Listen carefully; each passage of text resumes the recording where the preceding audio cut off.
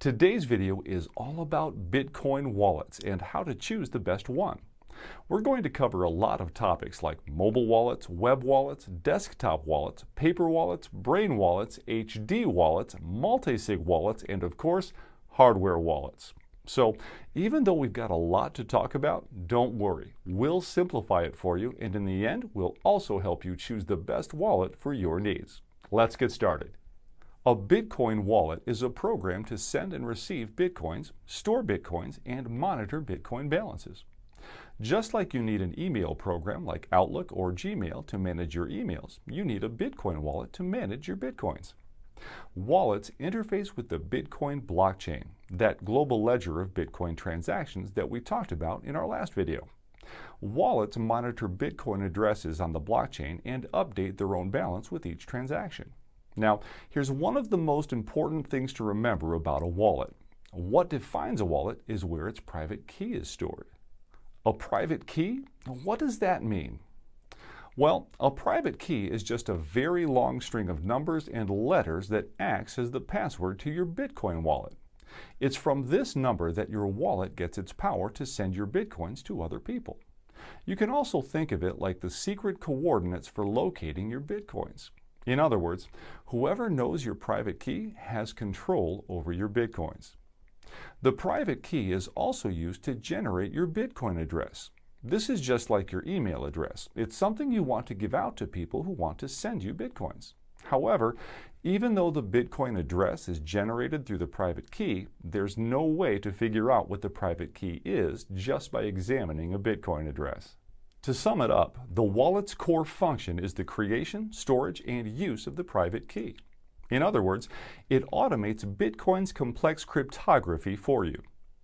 As Bitcoin wallets evolved, HD wallets, or hierarchical deterministic wallets, were created. HD wallets generate an initial phrase known as a seed or mnemonic phrase. This seed is a string of common words which you can memorize instead of the long, confusing private key. If your wallet gets destroyed or stolen, you can enter this seed in order to reconstruct the private key. Additionally, an HD wallet can create many Bitcoin addresses from the same seed. All of the transactions sent to addresses created by the same seed will be part of the same wallet. Because these private keys and seeds have complete power over your Bitcoins, they must be kept secret and safe. If you fail to protect your wallet's private key or seed, the Bitcoins it controls could be irretrievably lost. A standard Bitcoin wallet will create a wallet.dat file containing its private key. This file should be backed up by copying it to a safe location like an encrypted drive on your computer, an external flash drive, or even copying it to a piece of paper and hiding it away.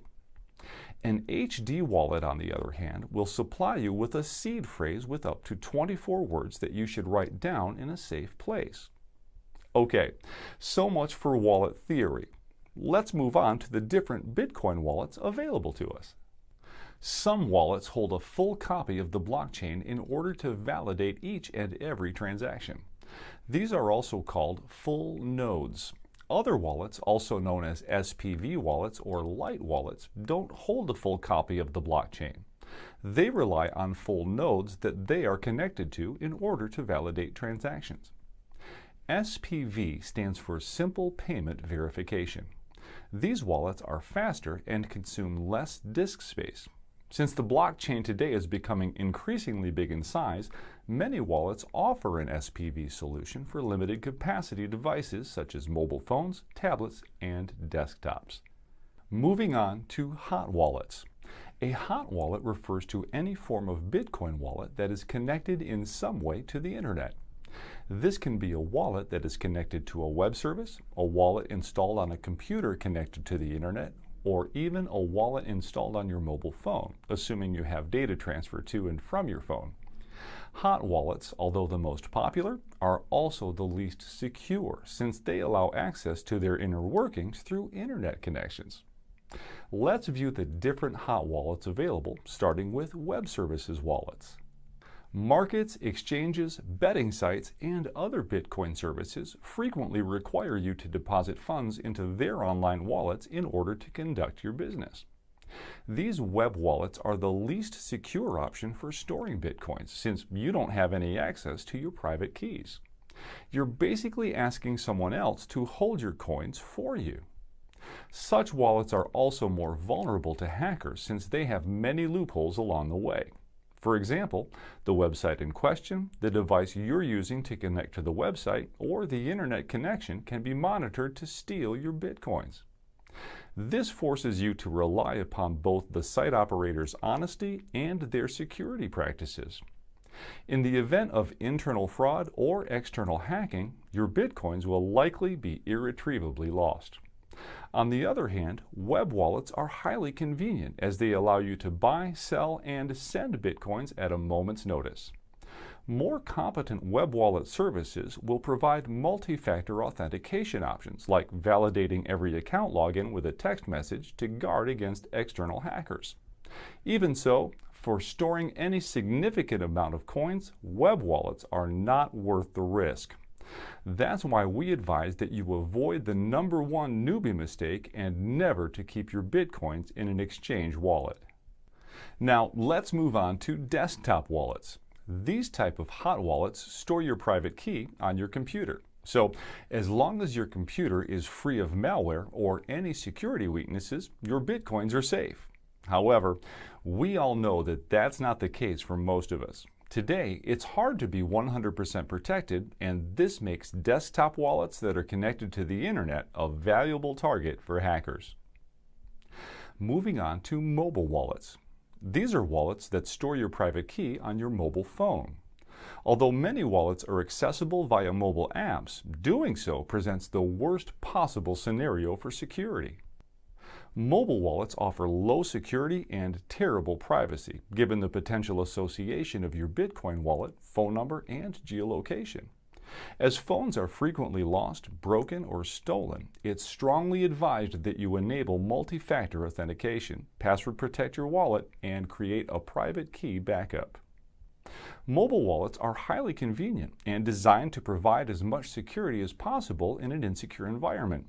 Nonetheless, substantial sums should not be stored on a mobile wallet unless used in tandem with a hardware wallet, which we will discuss in a minute. Now let's talk about the most secure form of Bitcoin wallets, cold storage wallets. Cold storage refers to any type of wallet that is independent of any internet connection and therefore cannot be hacked remotely. Some examples of cold storage wallets are hardware wallets, paper wallets, and brain wallets. Let's go over them now. Paper wallets are just pieces of paper with the private key or seed written on them. By keeping your private key on a piece of paper, only someone who can physically access that paper can steal your Bitcoins. However, paper wallets are easily destroyed, and therefore it's advisable to create multiple copies so that if one is lost, your Bitcoins can still be retrieved. Another thing to consider is that to send the Bitcoins you have on your paper wallet to someone else, you will have to import the private key into some form of digital Bitcoin wallet. This is easily explained in one of the many tutorials we have on the site. The next form of cold storage is hardware wallets. These are physical devices which safely store your private key, such that it cannot be hacked even if your device is compromised by malware. You can even use them with a public computer that you don't trust. Most hardware wallets provide a seed backup in the event that the device itself is lost or stolen.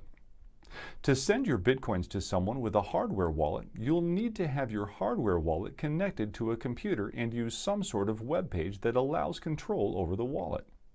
Hardware wallets offer the optimal mix between security and ease of use. Their only limitation is that you need to keep your hardware wallet on you at all times in order to send the coins. Lastly, we come to brain wallets. Brain wallets are just a way to create a private key out of a predetermined text or set of words. So instead of getting a randomly generated seed, you decide for yourself on a passphrase and use some basic algorithms to generate a private key from that passphrase. However, brain wallets have a significant disadvantage. They have a higher probability of being hacked. This is because people are usually very predictable in what to use as passwords or supposedly random text, and hackers have a way of knowing that. Some tests have been done where simple passwords have been used for brain wallets and deposited with funds. They have been quickly stolen. Also, one Bitcoin user lost 4 Bitcoins from his wallet after using a brain wallet private key generated from an unknown Afrikaans poem. This proves that even if you think you found some obscure text for a passphrase, you're still in danger of being hacked. Now, before I show you exactly how you should choose a Bitcoin wallet, I want to talk about one more important feature some Bitcoin wallets have: multi-sig. Multi-sig stands for multi-signature, a wallet that allows sending of Bitcoins only with the approval of enough private keys out of a set of predefined keys. And don't worry, I'll explain.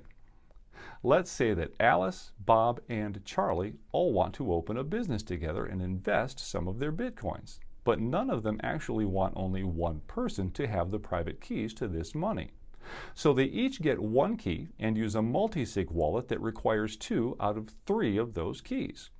This way, none of them can run away with the money alone, but they also don't need all 3 of them to pay the expenses.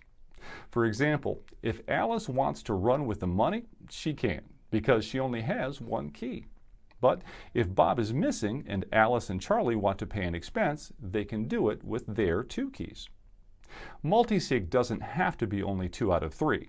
It can be almost any combination. For example, a couple wants to have a shared account and decide that only if both of them agree they can spend the money. Or a company's board of directors that allows payments only by vote of the majority. Multisig is often used for escrow services where 2 parties decide on a transaction that requires 2 out of 3 keys.